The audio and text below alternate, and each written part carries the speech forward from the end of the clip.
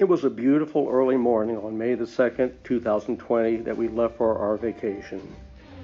We wanted to get to our destination, Orange Beach, Alabama, early enough to find John and Ruth's condominium.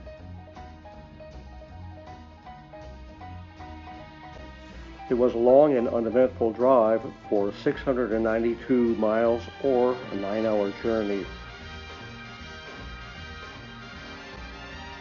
Along the way, and not far from Orange Beach, I found Mobile to be an historically interesting city worth visiting in the future.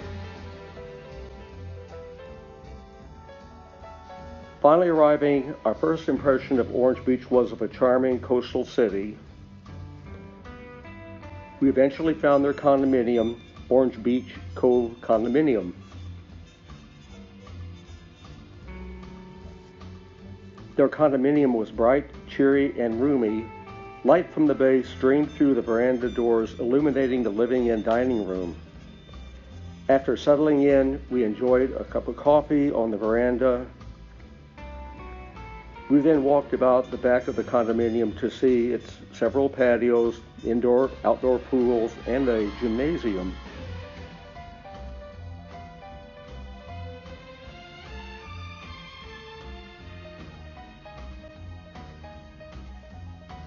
Directly behind was the marina where we then strolled about. So many boats of all sizes. We knew John had a boat but was away for repair at this time. We rested on these deck chairs and watched the seabirds.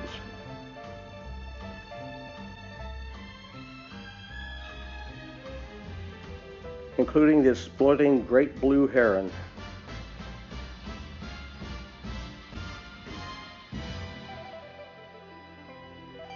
As day was becoming night, I sat and listened to the strange night sounds of the waterfowl, and even including an owl. The next morning, we drove 192 miles north for the next leg of our trip to Selma. Little did we know that we would be on the road that would lead us directly over one of the landmarks we wished to see, the Edmund Pettus Bridge, or sometimes called the site of Bloody Sunday.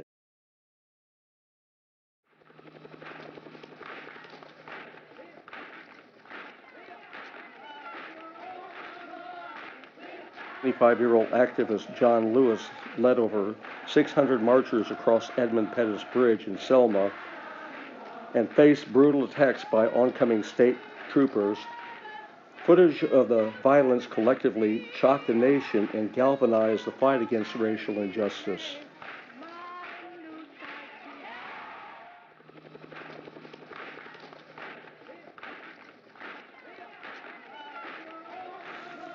Their march to the state capitol in Montgomery was to support the Voting Rights Act, allowing African American citizens the right to vote.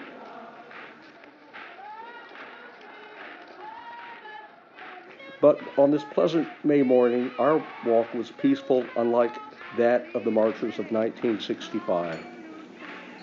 One stop was a historic black church, Mount Gillard Baptist Church. Unlike the difficult walk that the marchers had to follow, we drove in the comfort of our car the 54 miles to Montgomery, stopping at significant places such as campsites and historical places.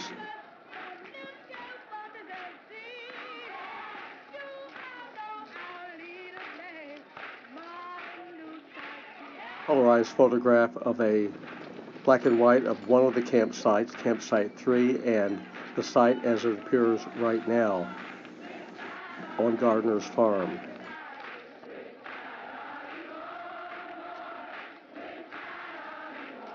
We arrived in Montgomery, Alabama, state capital. Finding a place to park, we were very fortunate to be right in front of the state capitol, gleaming white building. There were two museums we saw in Montgomery, the Legacy Museum from enslavement to mass incarceration, and the second was the National Memorial for Peace and Justice. I did some reading on both these museums after I got home and learned a little bit more.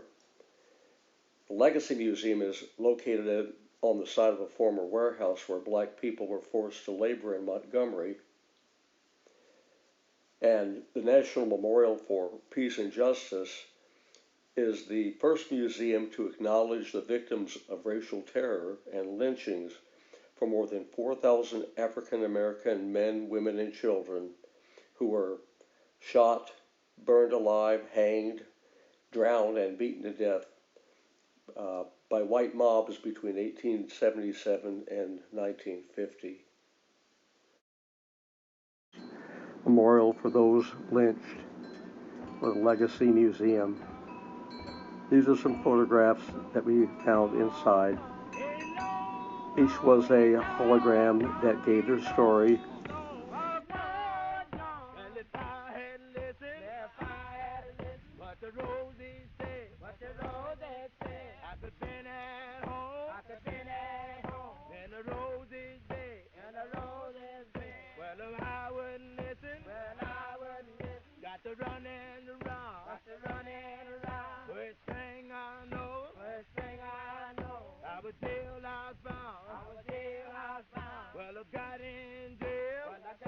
From here we boarded a bus to the Museum for Peace and Justice.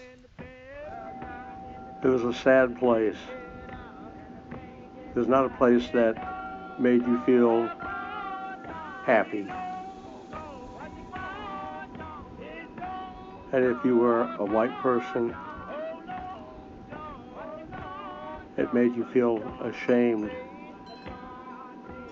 of your ancestors.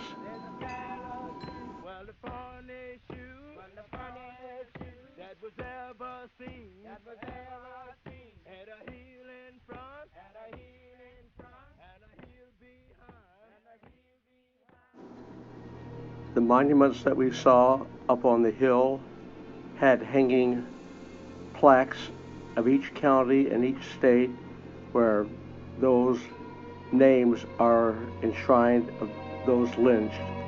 Calhoun County, Georgia, for example. These are the names of the people that were lynched in this county. And it goes through all the counties of each state, all of them southern states where lynching occurred.